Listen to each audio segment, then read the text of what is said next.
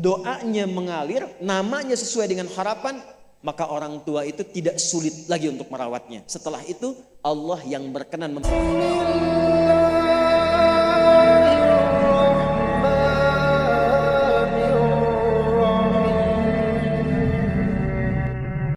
Apa itu syukur? Sebentar. Ibu bersyukur punya rumah? Syukur. Ibu bersyukur punya kendaraan? Bersyukur punya keluarga? Ada suami, ada anak-anak, bersyukur? Baik, yakin? Bersyukur diberikan pakaian? Yakin? Masa? Nah, sekarang apa itu syukur? Syukur itu, pelan-pelan,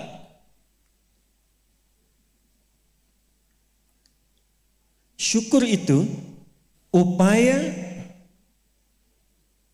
menggunakan semua nikmat yang Allah titipkan, upaya menggunakan semua nikmat yang Allah titipkan sesuai dengan apa yang Allah inginkan, sesuai dengan apa yang Allah inginkan, dalam rangka mendekatkan diri kepada Allah Subhanahu wa ta'ala. Ibu sekalian, maaf, anak itu titipan dari Allah atau bukan? Yakin? Sekarang pertanyaannya, ibu tahu nggak apa yang Allah inginkan dari anak yang dititipkan itu? Jadi apa? Anak yang saleh. Saking inginnya mendapatkan anak yang saleh, bahkan setiap ibu sejak mengandung itu sudah bermohon kepada Allah. Itu ada di Quran surah ke-7 Al-A'raf di ayat 189 di ujung ayatnya. Ya, Quran surah 7 ayat 189. Falamma taghasyaha hamalat hamlan khafifa famarrat bih. Lihat ke ujung ayatnya. Falamma athqalat da'wallaha rabbahuma la in ataitana salihah lanakunanna minasyakirin. Suami istri itu kalau istrinya tengah mengandung, kemudian menjelang fase-fase kelahiran, sangat berharap dan berdoa mohon pada Allah, semoga anak yang terlahir ini menjadi anak yang soleh. Sepakat bu? Setiap ibu menginginkan anaknya menjadi anak yang soleh. Sepakat? Pertanyaannya, apakah betul kemudian setiap ibu yang sudah Allah titipkan anak dalam kehidupannya betul-betul mensyukuri nikmat titipan itu? Saya tanyakan pada ibu, anak ibu itu disekolahkan di mana? Kenal Allah atau tidak? Diajarkan sholat atau tidak? Diberikan pakaian yang menutup aurat atau tidak? Perhatikan definisi syukur tadi. Menggunakan semua nikmat, upaya menggunakan semua nikmat sesuai dengan apa yang Allah inginkan. Ibu punya anak perempuan, katanya ibu syukuri diberikan itu. Sampai ibu bikin akikah, sampai undang tetangga, sampai selamatan. Tapi setelah dia bahkan menjelang balik, ibu kasih pakaian yang membuka auratnya. Itu bukan syukur namanya. Disekolahkan di tempat yang bahkan dia tidak mengenal Allah. Dikejar sampai di sininya nih. Enggak salah. Dilesin matematika enggak salah, bagus. Les fisika bagus. Les kimia bagus, ikut bimbel bagus, masuk kampus top bagus, tapi enggak kenal Allah. Di mana syukurnya? Satu. Lihat pakaian yang selama ini Allah berikan kepada ibu sebagai titipan, dan itu akan dihisap. Buka lemari pakaiannya. Coba cek, ada enggak satu bagian pakaian yang belum pernah dipakai untuk ibadah? Coba lihat ketika beli tas mewah, sepatu baru, pakaian baru, sudah pernah dipakai ibadah belum? Jangan-jangan beli tas itu hanya untuk dipakai keundangan saja. Jadi ketika manusia mengundang, beli yang baru. Kenapa ketika Allah yang mengundang 5 kali dalam sehari, bahkan untuk memberikan solusi kehidupan, yang baru itu nggak pernah dipakai? Oh, kenapa pada diam? Satu, berasa ya? Satu. Jadi di titik ini terkadang ada orang yang menuntut dari Allah kenyamanan hidup, ketenangan, kedamaian, tapi ketika Allah memberikan apa yang diinginkan, tidak menggunakan nikmat itu yang membuat dia damai. Tidak menggunakan titipan itu yang membuat dia tenang dalam kehidupan. Karena itu saya ingin memulai dengan mengajak kita semua, ayo kita lihat lagi apa saja titipan Allah yang telah dititipkan dalam kehidupan ibu dan bapak yang ada di luar saat ini sampai dengan detik ini. Kalau ingin mendapatkan ketenangan di dunianya, ketenangan di alam kuburnya, sampai pulang ke akhirat nanti, maka pastikan berusahalah untuk menjadi golongan yang sedikit itu. Gunakan semua nikmat itu pada hal yang Allah inginkan. Jika itu sudah dilakukan, saya berikan rahasia. Ini antara kita saja. Coba ibu buka surat ketiga. Belakang kedengeran nggak? Belakang kedengeran? Tidak. Kok bisa jawab? Surah 3 ayat 35 sampai 37. Quran surah 3 ayat 35 sampai 37. Sudah? إذ قالت امرأة عمران رب إني نذرت لك ما في بطني محررا فتقبل مني إنك أنت السميع العليم. Perhatikan, ini kisah tentang Hannah.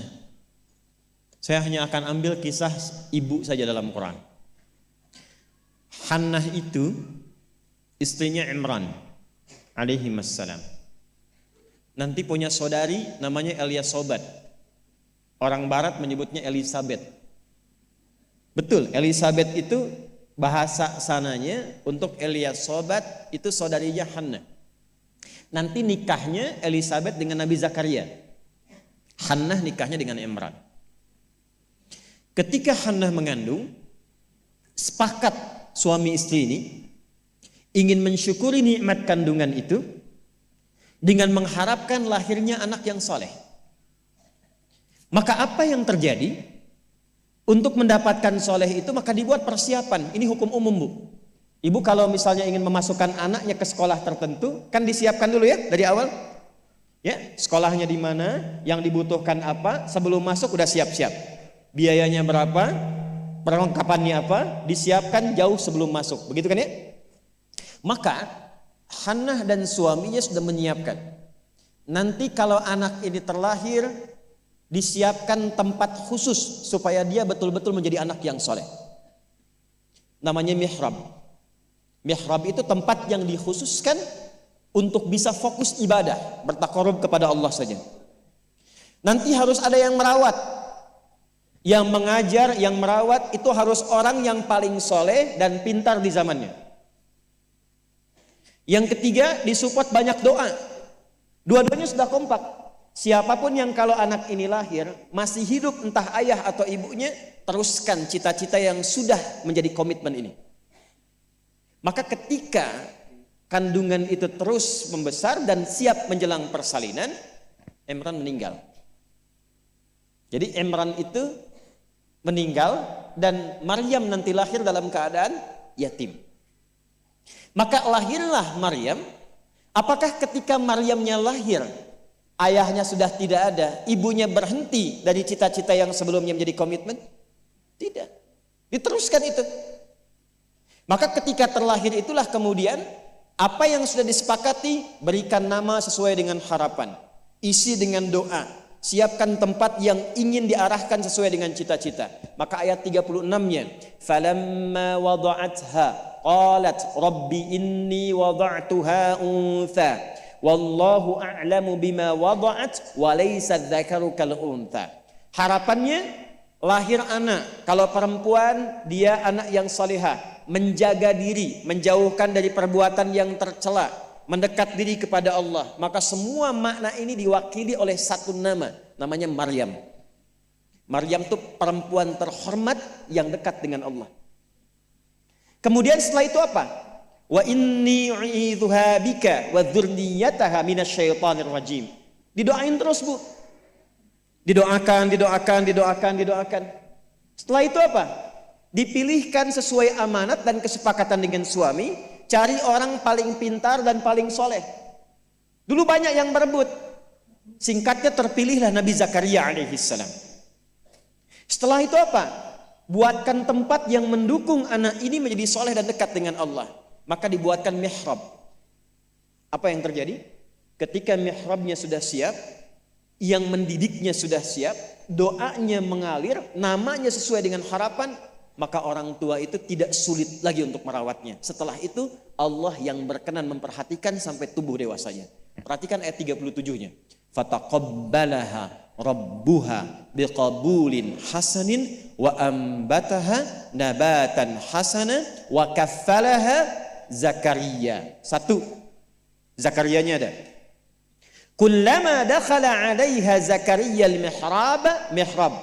Dua. Wajada 'indaha rizqa. Qala ya Maryamu anna laki hadha? Qalat huwa min 'indillah. Innallaha yarzuqu man yasha bighairi hisab. Jadi doanya sudah, namanya sudah, yang mendidiknya sudah, tempatnya sudah.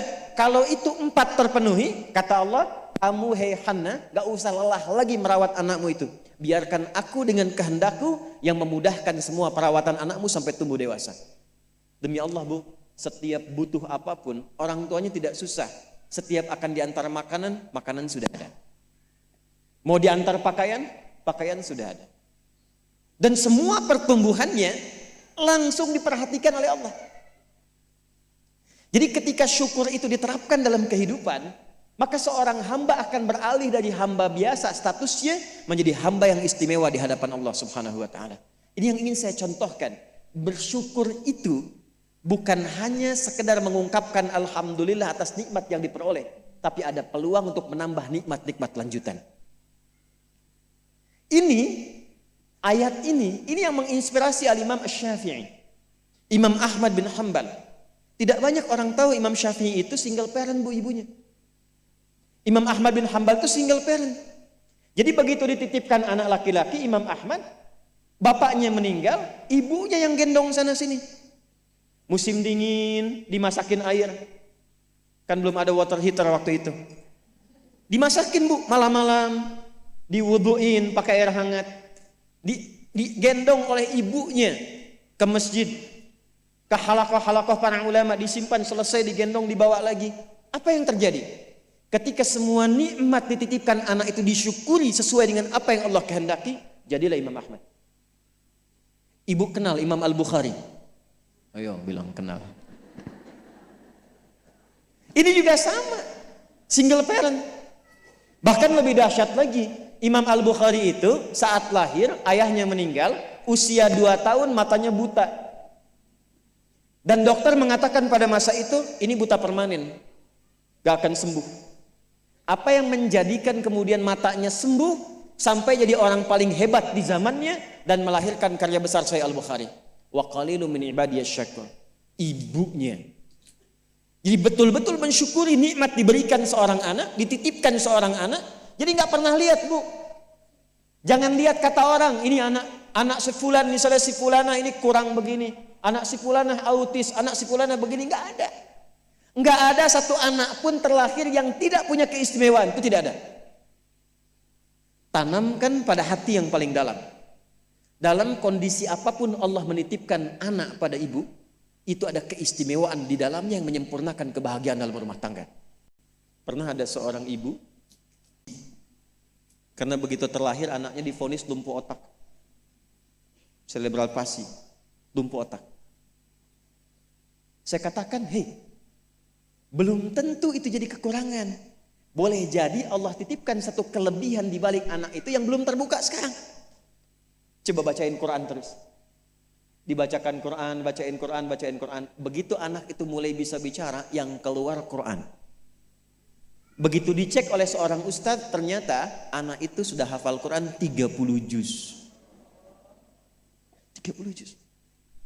Dan barokah anak itu yang kemudian membawa si ibu jadi keliling-keliling. Haji, umrah, ke satu tempat yang tidak pernah dikunjungi sebelumnya, bertemu dengan orang hebat yang tidak pernah dibayangkan sebelumnya. Ternyata lewat wasilah anak itu. Disyukur itu membahagiakan. Itulah syukur. Syukur itu dampaknya banyak, Bu. Dia nggak akan tertinggal, dunia dapat, akhirat juga diraih.